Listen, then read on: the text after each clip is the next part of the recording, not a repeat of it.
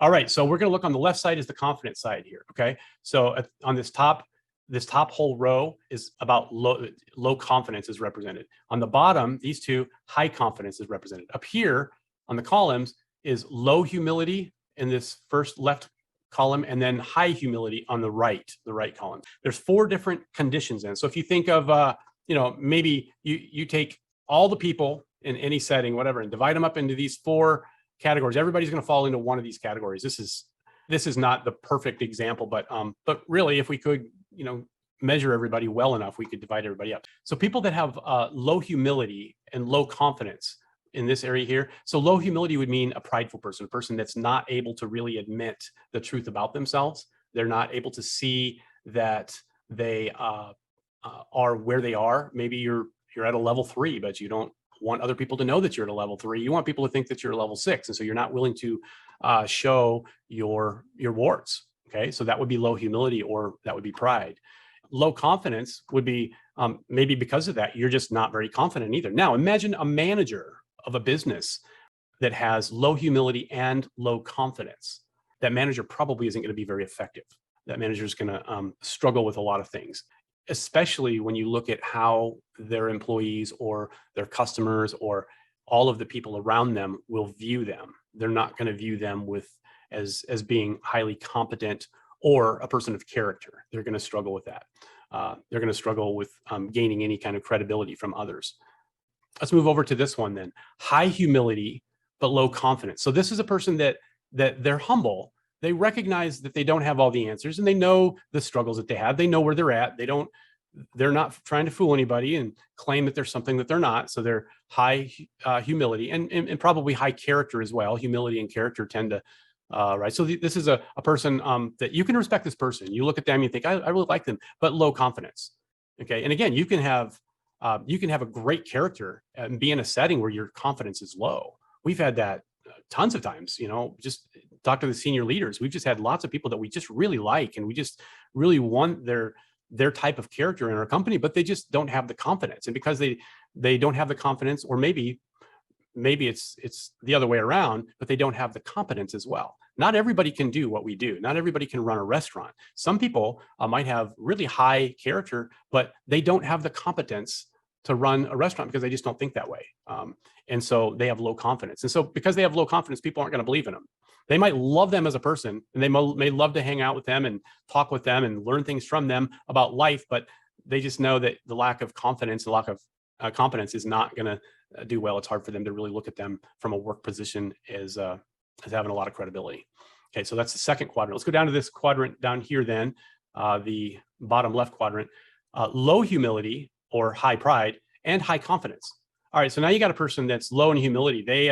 They just really think that they're a little bit better than what they are. They compare themselves with everyone else. They are competitive, and they just want to prove themselves to be better than other people. They're a person that wants to win arguments. They have to be higher on the scale in order to feel good about themselves. Their low humility or their high pride gives them a sense of confidence because they've somehow talked themselves up into being better than everyone else. And so now they have this sense of confidence. But really, all of this combination, high confidence and low humility, this is arrogance. That's where arrogance really comes from low humility and high confidence, right? Arrogance. Somebody thinks that they're kind of invincible or whatever. So you're going from the person up in the upper right quadrant, a person that great humility, they understand their weaknesses, but they also don't have any confidence that they're able to do it. So this is a person of low credibility because of their lack of competence. And this bottom left is a person of low credibility because they're overconfident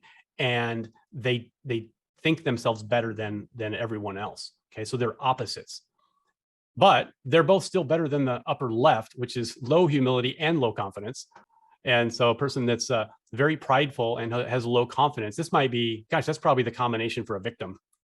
Somebody that low in humility, but low in confidence, like I can't do anything at all because everybody else keeps doing this or that, or it's somebody else's fault. And that's what it is. You're comparing yourself to somebody else. You're comparing yourself to everyone else. And the rest of the world has control over you. And so those are the first 3 quadrants. And then of course, the quadrant that we want, that's the magic quadrant here, is the bottom right. And this is the high humility and high confidence. So this is a person that's very confident in their ability, but they're humble enough to recognize that they're not comparing themselves with everyone else. And a person with high humility and high confidence, this is the kind of person that's going to say, hey, I can do this. And I know my limitations. You can do this too. You can do this too, but you can't do it unless you know your limitations. And once you know your limitations, you can get past those limitations and you can get better at it. So high humility is a person that sees themselves accurately. You can see yourself accurately as being a very competent person. You can look at yourself and say, you know what, I can do this.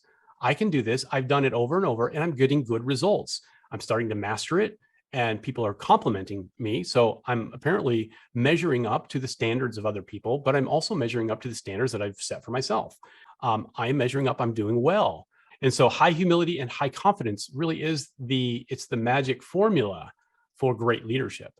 And here's the thing. This is the attractive quadrant too. You know, you've heard me talk about the law of magnetism or the law of attraction.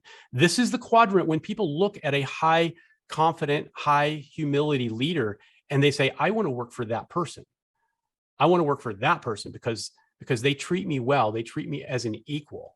They care about me and they care about where I'm going because they don't think of themselves above me. They're not self-interested and they're not overconfident. Their confidence is because they know what they can do and they know that they can keep doing that. We've talked about this with staffing. We've talked about this with in all different areas, but that law of magnetism, when people can see that you're humble, but also highly confident, that's where leaders really thrive because people want to work for a humble leader. People want to work for a confident leader. If you lack either one of those, it's hard for the followers to become better. When you work with a leader that's not humble, they're not going to be good at teaching you. You're not going to want to learn from them because you're not going to want to hear what they have to say because they're arrogant. You're not going to get better because you can't learn from an arrogant person. They may be confident, but the arrogance blocks the whole thing. And you're not going to learn from a person who doesn't have the competence or confidence also, because they're not going to know how to teach you. They're not going to show you the right things that they're really good at and help you see it so that you can get that way too. So only when you have the humility that you want to have a character like this person, and I want to be able to have abilities like this person. That's where the sweet spot is. So, all right. Hopefully that makes a lot of sense. This is another way to look at it here. So I want to look at this all within the context of trust. Okay, so the low confidence, low humility person, prideful, incompetence, this is a hard person to trust. It's just hard to trust them because they don't have an accurate perspective of themselves or other people, and they're incompetent. So it's hard to trust that they're going to be able to do the job well. And then going back over here, a person that is humble but incompetent, it's going to be hard to trust them too. You might be able to trust them on a personal level, but you're not going to trust that they're going to be able to help you get to where you want to get to, or even trust that they're doing things the right way or that things will ever get better. Because it's hard to get better when somebody isn't working on their incompetence to get better or lacks the confidence to even try. And then down here in this bottom left here, prideful competence. So somebody's really good at what they want to do or really good at their task, but they know it and they're prideful. It's hard to trust that person too, because it seems like they only have their own self-interest in mind. And so it's hard to trust that they have your best interest in mind. So these first three quadrants, it's really hard to have trust in a person that you work with in any of these three quadrants. But this last quadrant, that person is easy to trust. It's like, yeah, I like them. I see that they say the truth. They're not exaggerating things.